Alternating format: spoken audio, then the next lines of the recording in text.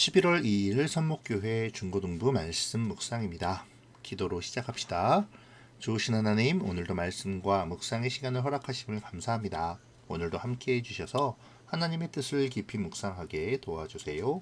예수님의 이름으로 기도합니다. 아멘. 오늘 묵상할 말씀은 에스겔 44장 1절부터 14절입니다. 그 사람이 나를 데리고 성소 바깥 동쪽 문으로 데려갔는데 그 문은 닫혀 있었다. 여호와께서 내게 말씀하셨다. 이 문은 닫아 놓아야 하며 열어서는 안 된다. 아무도 이 문으로 들어가서는 안 된다. 이스라엘 하나님 나 여호와가 이 문으로 들어왔기 때문에 이 문은 닫아 두어야 한다. 오직 왕만 문 안에 앉아 여호와 앞에서 음식을 먹을 수 있다. 왕은 현관문으로 돌아오고 반드시 그리로 나가야 한다. 그 후에 그 사람이 나를 데리고 바깥 북쪽 문을 지나 성전 앞으로 갔다. 그곳에서 내가 보니 여호와의 영광이 여호와의 성전에 가득 차 있었다. 그래서 나는 얼굴을 땅에 대고 엎드렸다. 여호와께서 내게 말씀하셨다. 사람아, 여호와의 성전에 관한 모든 규례와 법을 말해주겠으니 주의를 기울이고 잘 들어라. 성전으로 들어가는 입구와 성소에서 나오는 출구들을 잘 보아두어라. 너는 반역하는 이스라엘 백성들에게 말하여라. 주 여호와께서 이렇게 말씀하신다. 이스라엘아, 이제 너희의 모든 역겨운 짓을 그만하여라. 너희는 마음과 몸에 할례를 받지 않은 외국인들을 내 성소에 데려왔고 음식과 기름과 피를 내게 바칠 때 그들을 성소에 있게 하여 내 성전을 더럽히고 내 언약을 깨뜨렸다. 또 너희는 내 거룩한 물건인 성물을 함부로 다루었다. 그것들을 다루어서는 안 될 사람들에게 너희의 의무를 맡겼다. 몸과 마음에 할례를 받지 않은 외국인들은 내 성소에 들어올 수 없다. 심지어 이스라엘 백성 가운데 사는 외국인들도 들어올 수 없다. 이스라엘이 나를 버리고 우상을 따를 때에 레위 사람들도 내게서 떠났기 때문에 레위 사람들은 그들이 저지른 죄의 책임을 지고 심판을 받아야 한다. 그들은 내 성소에서 성전 문들을 지키고 성전 안에서 일을 하였다. 백성들이 바치는 태워드리는 번제물이나 그 밖의 제물을 잡고 백성 앞에 서서 시중을 들었다. 그러나 그들은 백성들이 우상을 섬기는 것을 도왔고 이스라엘 백성이 죄를 짓게 하였으므로 그들이 지은 죄의 책임을 면하지 못할 것이다. 그들은 제사장으로서 내게 나와 나를 섬기지 못할 것이며 나의 거룩한 물건인 성물들이나 가장 거룩한 제물인 지성물에도 접근하지 못할 것이다. 그들이 저지른 모든 역겨운 짓 때문에 그들은 부끄러움을 당할 것이다. 그래도 나는 그들에게 성전을 돌보는 일과 그 안에서 이루어지는 일들을 맡길 것이다. 아멘.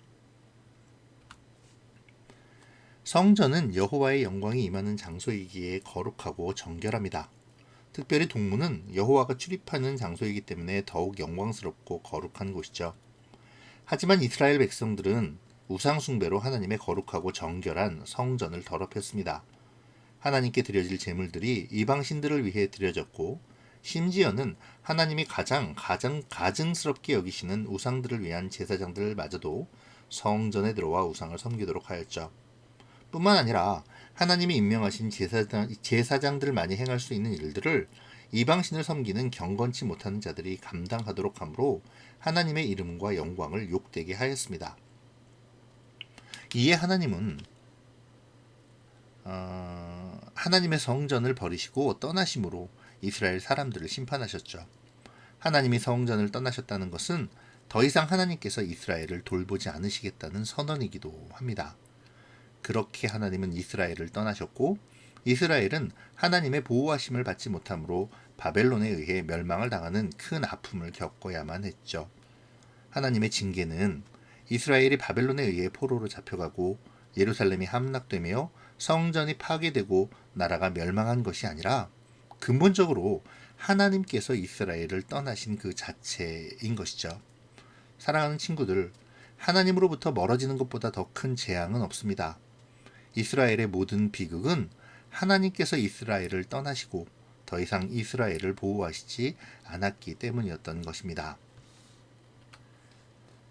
하지만 하나님은 에스겔을 통해 이 새로운 성전의 비전을 허락하시면서 이제 그 동문을 닫아 걸어 하나님 외에 아무도 출입하지 못하게 하라고 말씀하시죠. 이 말씀은 이제 하나님께서 성전을 버리고 떠나시지 않으시겠다는 선포이자 선언입니다. 다시 이스라엘을 보호하시고 회복시키시겠다는 은혜의 약속이죠. 그러니 다시는 우상을 숭배하고 하나님을 욕되게 하지 말라고 그렇게 온전히 하나님 앞에서 순종의 삶을 살아가라고 요구하시는 것이죠. 이전에 행하던 가증한 일을 언급하시면서 그 일을 하지 말 것을 당부하시는 것입니다. 사랑하는 친구들, 이제 이스라엘에게 새로운 약속이 선포되었습니다. 하나님께서 돌이키시고 돌아오셔서 다시 이스라엘의 하나님이 되시고 그들을 보호하시겠다고 약속하시죠. 이 약속이 무엇을 의미하는지 깊이 생각해 보기 바랍니다. 하나님의 약속은 이제 이스라엘을 넘어 모든 하나님의 백성, 바로 우리에게도 해당되는 은혜의 약속임을 기억해야 하죠. 그 약속을 바라보며 오늘의 삶을 생각하고 묵상해 보기 바랍니다. 이스라엘에게 약속을 주시는 하나님은 제사장들을 향해서도 말씀하시는데요. 그들에게 더 이상 제사장의 업무를 맡기지 않겠다고 하시죠. 그 이유는 그들이 그들의 직무를 더럽히고 성전에서 하나님을 섬기는 일이 아닌 우상을 섬기는 일을 했기 때문입니다. 제사장들은 일반 이스라엘 사람들보다 더 엄격한 정결과 거룩을 요구하는데요. 그것은 그들이 백성들과 하나님 사이를 연결해주는 역할을 하고 있었기 때문이죠. 그런 그들이 거룩하지 못하고 오히려 우상을 섬긴 것입니다. 그것도 하나님께 예배하는 성전에서 말이죠. 그것은 마땅히 책망받을 일입니다.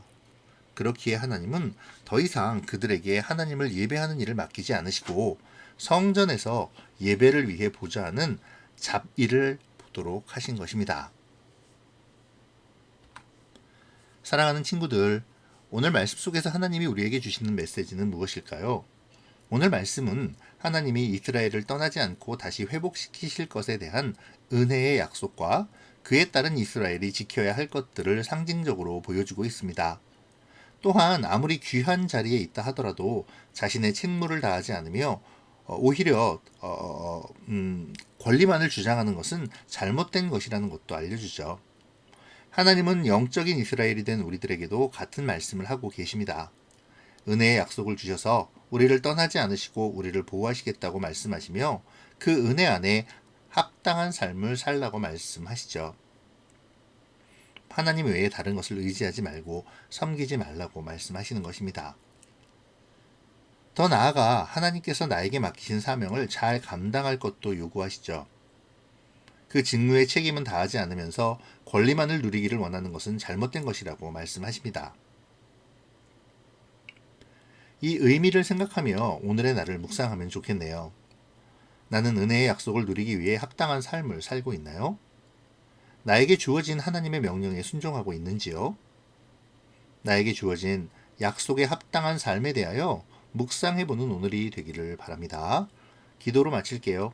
좋으신 하나님 감사합니다. 오늘 말씀을 통해 나를 떠나지 않으시고 인도해 주시는 약속을 주심을 감사합니다. 하나님 아버지, 내가 그 약속에 합당한 사람이 되게 인도해 주세요. 하나님이 나에게 원하시는 삶이 무엇인지를 생각하게 하시고 경건과 거룩, 그리고 정결한 삶을 위해 내가 살아야 할 오늘을 묵상하게 도와주세요. 예수님의 이름으로 기도합니다. 아멘. 사랑하고 축복합니다.